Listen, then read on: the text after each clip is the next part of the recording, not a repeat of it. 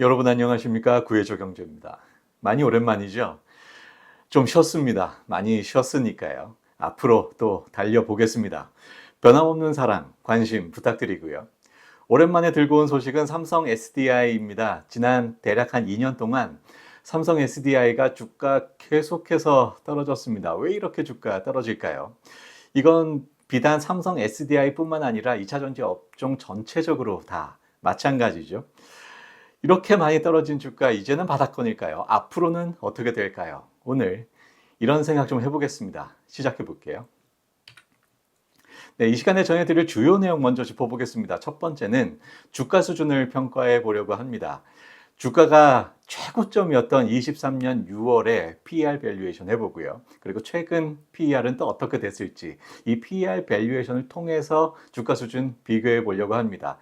2023년 6월이 삼성 SDI뿐만 아니라 2차 전지 업종 전체적으로 최고점이었던 주가가 최고점이었던 그때죠. 그때 PER, 현재 PER 비교해 보겠습니다. 그래서 주가 수준 평가를 해보고요. 두 번째는 제품 가격과 주가라고 이름을 붙여봤는데요.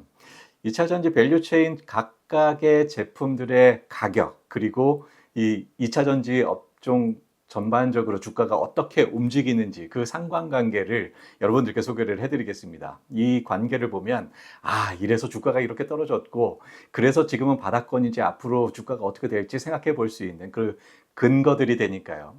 보시고요. 세 번째는 주가 하방 또는 기대 요인입니다. 하방 요인 여러 가지 있고요. 또 앞으로 기대되는 요인도 물론 있습니다. 각각 어떤 것들이 있는지 하나하나 짚어보고요. 그리고 앞으로 차차 또 이 하나하나에 대해서 자세히 언급하는 시간 가져보도록 하겠습니다. 자, 지금부터 본격적으로 본론 들어가 볼게요. 네, 소개해드린 대로 주가 수준 평가해 보려고 합니다. 주가 수준은 PER 밸류에이션을 통해서 해보려고 하는데요. PER은 순이익분의 시가총액으로 정의되죠. 순이익이 만약에 100억이 나는 1년에 100억이 나는 회사가 있는데 시가총액이 1000억이다 그러면 PER 밸류에이션 10입니다. 우리나라 회사들이 대체로 10에서 20 정도의 PER 수준을 갖죠. 그런데 20 정도의 수준을 보이는 것은 상당히 기대가 되는 그런 종목들이 20 수준을 보이고요. 대체로 10에서 15, 이 정도의 PER 밸류에이션을 보여줍니다. 그리고 주식 투자는 미래를 보고 하는 거잖아요. 그래서 지난 1년간의 순이익을 보는 것이 아니라 앞으로 1년 동안 순이익이 얼마나 날 것인가, 얼마나 날 것 같은가, 12개월 선행 순이익 대비 시가총액을 보는 12개월 선행 PER로 그 주가 수준을 비교해 보려고 합니다. 23년 6월에 주가가 아주 최고점이었죠. 이때 삼성 SDI의 12개월 선행 PER은 20이었습니다. 순이익보다 시가총액이 20배다 이런 얘기죠. 그런데 이후로 주가가 계속해서 떨어졌습니다. 23년 하반기부터 주가 계속해서 떨어졌죠. 그러면서 시가총액이 쪼그라드니까 PER도 내려갑니다. 그래서 12까지 내려갔고요.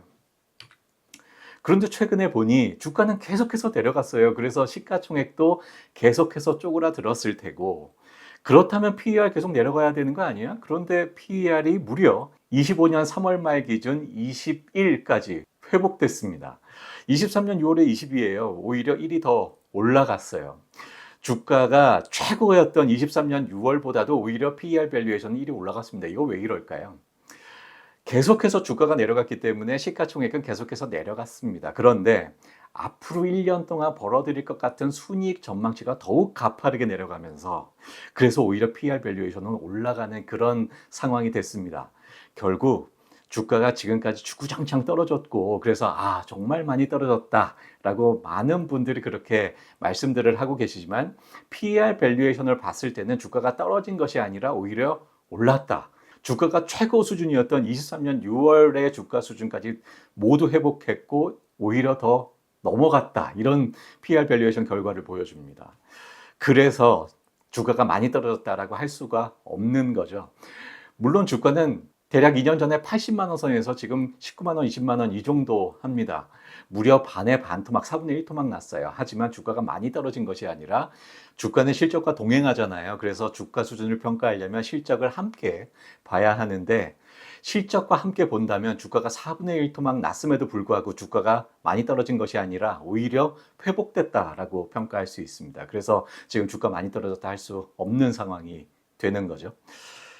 자, LG 에너지 솔루션의 주가 수준과 비교를 해볼까요? LG 에너지 솔루션은요, 삼성 SDI보다 항상 이 주가 수준을 높게 평가받았습니다. 왜냐하면 아주 공격적으로 투자를 했고, 삼성 SDI는 LG 에너지 솔루션에 비하면 상당히 보수적으로 투자하면서 시장의 외면을 받았죠. 그래서 PER 밸류에이션도 LG 에너지 솔루션보다는 이렇게 상당히 낮은 수준입니다. 근데 LG 에너지 솔루션을 보면 주가가 최고 수준이었던 24년 6월에 47에 12개월 선행 PER을 보여줍니다. 그런데 그 1년 후인 24년 6월에 역시 LG 에너지 솔루션도 주가가 계속 떨어지면서 40일까지 PER이 떨어졌죠. 그런데 최근 25년 3월 말 기준 무려 104까지 올라갔습니다. LG 에너지 솔루션도 물론 주가가 계속해서 내려갔어요. 하지만 앞으로 1년 동안 벌어들일 수 있을 것 같은 순이익 전망치가 더욱더 가파르게 내려가면서 그래서 PER은 오히려 주가가 최고였던 23년 6월보다도 2배 이상으로 PER이 올라가는 모습을 볼 수 있습니다. 지금 현재의 주가가 많이 떨어졌다라고 결코 할 수 없는 이유가 바로 여기에 있습니다. 그래서 PER 밸류에이션을 해보면 2년 전 주가 수준을 지금 다 회복한 상황이다라고 평가를 할 수 있습니다. 혹은 또 그 이상이고요. LG 에너지 솔루션은 훨씬 더 그 2년 전 수준을 초과하죠. 그리고 LG 에너지 솔루션이 항상 삼성 SDI보다 그 PER 밸류에이션 수준이 높은데 보수적인 투자로 인해서 삼성 SDI는 항상 시장의 외면을 받으면서 저평가되고 있다라고 평가할 수 있겠습니다. 앞서서 소개해드린 대로 제품 가격과 주가가 어떤 관계를 갖고 있는지 지금부터 살펴보려고 합니다. 네, 22년 11월부터 최근까지의 삼성 SDI의 주가 흐름인데요. 23년 하반기부터 주가가 계속해서 주구장창 내려가는 것을 볼 수 있죠. 그래서 대략 한 2년 동안 계속 주가가 내려갔습니다. 그래서 80만 원 선이던 주가가 최근에 19만 원 선까지 내려가는 것을 볼 수 있죠. 그런데 이렇게 주가가 내려갔던 이유는요. 그 제품인 셀 가격이 내려갔기 때문입니다. 제품 가격이 내려가니까 실적 좋을 수가 없죠. 그래서 이렇게 제품 가격이 내려가면서 셀 가격 내려가면서 실적 나빠지고 주가가 내려갔는데요. 삼성 SDI의 제품인 셀 가격이 내려갔던 이유는 바로 주요 원료인 양극재 가격이 내려갔기 때문이기도 합니다. 양극재 가격이 대략 한 분기 정도 먼저 떨어지고 그리고 셀 가격이 떨어지는 것을 볼 수 있죠. 이 양극재 가격은요. 광물들이 주 원료죠. 그 광물들 중에 대표 광물이다라고 할 수 있는 리튬 가격의 하락에 또 기인합니다. 리튬 가격이 하락하고 대략 한 분기쯤 지나서 양극재 가격 하락하고 양극재 가격이 하락하고 또 대략 1분기 정도 지나서 셀 가격 하락하고 주가 하락하는 이런 연쇄 반응을 볼 수 있습니다. 자, 이거 뒤집어서 생각하면 무슨 얘기일까요? 리튬 가격, 즉 광물 가격이 상승을 해야 양극재 가격 상승하고 셀 가격 상승하고 그래서 실적 좋아지고 삼성 SDI 주가도 기대해 볼 만하다라는 생각을 할 수 있죠. 그동안 광물 가격이 계속해서 주구장창 내려가면서 결과적으로 삼성 SDI의 주가도 계속해서 내려갔다라고 볼 수 있습니다. 그런데 최근에 한 1년 정도를 보면 리튬 가격이 이제 평행선을 긋는 것을 볼 수 있습니다. 이제 더 이상 리튬 가격이 떨어지지는 않는 것 같아요. 이제 바닥을 다지고 있는 상황이다라고 평가할 만한 그런 그림을 보여줍니다. 따라서 이제는 삼성 SDI도 더 이상의 주가 하락은 그렇게 크게 걱정할 필요는 없을 것 같다라는 생각을 바로 이 지점에서 하게 됩니다. 그런데 리튬 가격이 그렇게 상승할 기미도 사실은 보이지 않아요. 그래서 지금 바닥을 다지고는 있는 것 같지만 주가가 본격적으로 상승할 시기가 도래했다라고 보기도 좀 어려운 그런 상황입니다. 그래서 앞으로 상당 기간은 지지부진한 주가 흐름을 보이지 않을까 그렇게 전망됩니다. 네, 주가 하방 요인 생각해 볼게요. 주가 하방 요인 최근에 또 여러 가지가 있었습니다.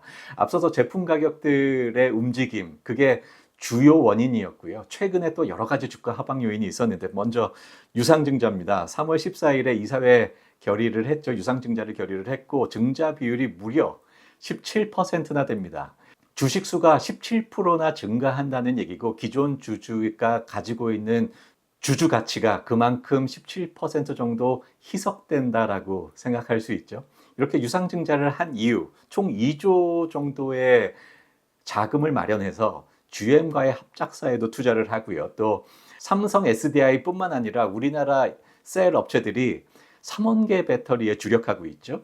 중국이 LFP 배터리에 또 주력하고 있는데 중국이 하고 있는 이 배터리를 이제는 우리 업체들도 하려고 하죠. 그래서 이 LFP에도 투자를 하고 또 유럽 캐파도 증설하는 이런 데에 돈을 2조를 쓰겠다라는 얘기입니다.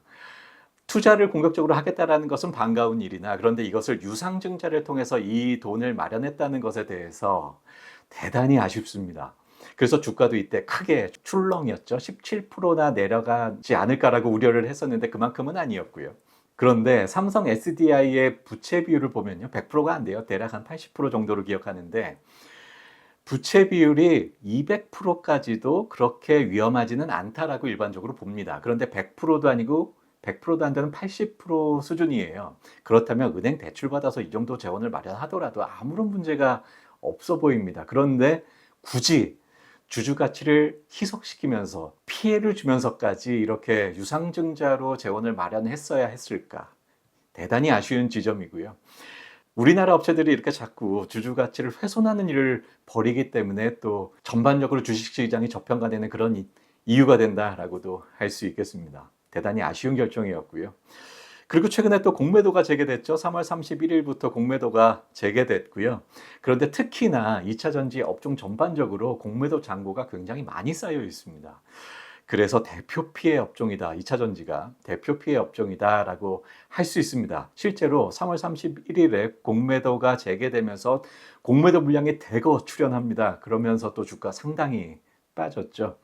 공매도 재개 최근에 또 주가 하방 큰 요인이었고 앞으로도 좀 괴롭힐 것 같고요. 지금까지 주가가 계속해서 2년 동안 떨어졌습니다. 앞으로 더 떨어질 것을 기대하고 이렇게 공매도를 하는 걸까요? 그렇습니다. 앞서서 밸류에이션을 소개해드린 이유도 바로 여기 있는데요. 2년 전 주가 수준을 이미 회복했다라고 볼 수 있습니다. 주가가 그렇게 떨어졌지만 밸류에이션을 해보면 그 주가 수준이 결코 낮은 수준이 아니다라는 얘기고 따라서 외국인들이 볼 때는 아직도 주가가 비싸 이렇게 생각하고 있는 것 같습니다. 그래서 외국인들이 이 공매도를 계속해서 앞으로 좀 괴롭히지 않을까 생각됩니다. 그리고 트럼프 관세가 또 최근에 발표됐습니다. 4월 2일 현지 시간이죠. 발표가 됐고 모든 국가가 기본적으로 10% 관세를 얻어맞게 됐고요. 여기에 플러스 알파가 있는데 한국은 25%입니다. 기본 관세 10%가 5일부터 시작이 되고 또 국가별 개별 관세 이 국가가 얼마나 더 관세를 때려야 될까 평가를 해서 때리는데요. 9일부터 추가 관세는 때리게 되고 한국은 25%입니다. 상당히 높은 관세율이죠. 그래서 이게 전반적으로 경제를 억누르는 그런 요인이 될 것 같고 또 이것 때문에 주가 크게 흔들리고 있습니다. 하지만 이렇게 하방 요인만 있는 것은 아닙니다. 기대 요인도 있는데요. 미국이 전 세계를 대상으로 해서 이렇게 관세 전쟁을 벌이고 있습니다. 그래서 정작 미국 경제가 그리 좋아 보이지 않습니다. 그래서 미국 증시에서 자금이 빠져나가는 흐름을 보이고 있고요. 이 자금들이 유럽 증시로 흘러 들어가고 있는 것이 관찰됩니다. 유럽은 기대가 되기 때문이죠. 왜냐하면 러우 전쟁이 조만간에 종식될 것이다라는 기대가 팽배해 있습니다. 트럼프가 아주 강한 의지를 가지고 있죠. 그러면서 전쟁이 종식되니까 경제가 살아날 것이다. 이제 더 이상 포탄으로 때려 부시는 것이 아니라 우크라이나 재건 사업을 시작으로 해서 전반적으로 유럽의 경기 부양이 시작될 것이다라는 이런 기대가 있습니다. 그리고 유럽 각국이 경기 부양을 또 속속 발표하고 있고요. 그렇다면 전기차 판매량도 늘어날 수 있고 2차 전지도 다시 캐즘이 해소될 수 있다라는 그런 기대를 갖게 되죠. 그리고 또 군비도 증강시키겠다라고 하고 있어서 우리나라 그 K방산이 또 아주 주목받고 있죠. 여기에다가 또 휴머노이드가 최근에는 2차 전지 신규 시장으로서 크게 기대되고 있습니다. 전기차 캐즘이 아주 빨리 극복될 것 같지는 않고 새로운 시장이 뭐 어디 없을까라는 그런 시장이 바로 휴머노이드가 되지 않을까라는 기대인데요.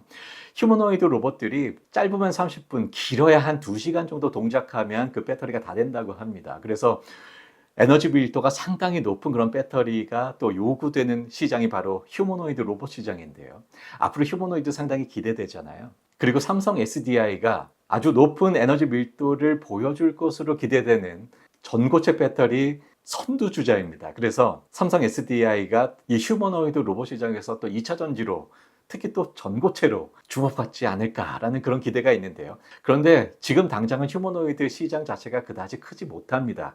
그래서 전기차 캐즘을 극복할 만큼 2차 전지 신규 시장으로 기대될 만큼 그 정도의 시장 규모로는 역부족이다라는 이런 평가들도 있습니다. 앞으로 휴머노이드 로봇 시장이 얼마나 될지, 얼마나 기대될지 짚어보는 시간 찾아갔고요.